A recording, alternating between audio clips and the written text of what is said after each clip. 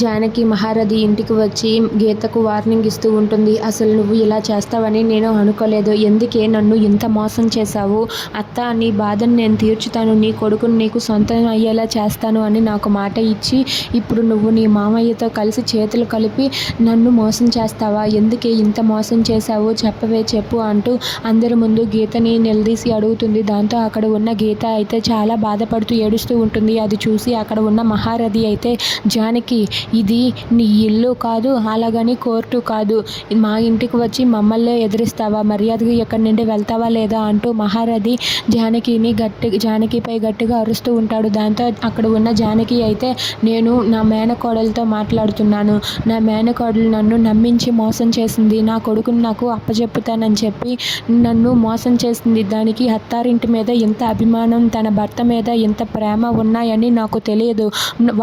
తను మీ మాటలకు లొంగిపోయి మీ మాటలు విని మీతో చేతులు కలిపి నాకు మతిస్థిమితం లేదని రుజువు చేస్తారా?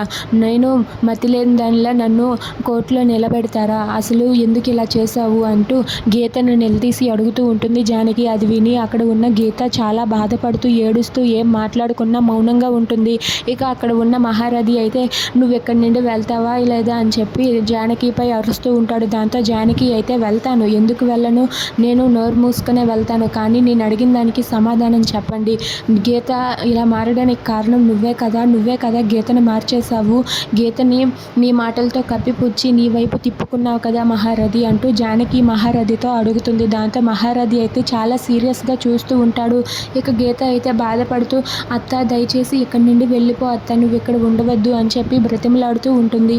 అది చూసి అఖిల్ అయితే బాధపడుతూ చూస్తూ ఉంటాడు. If you like this video, please subscribe our channel.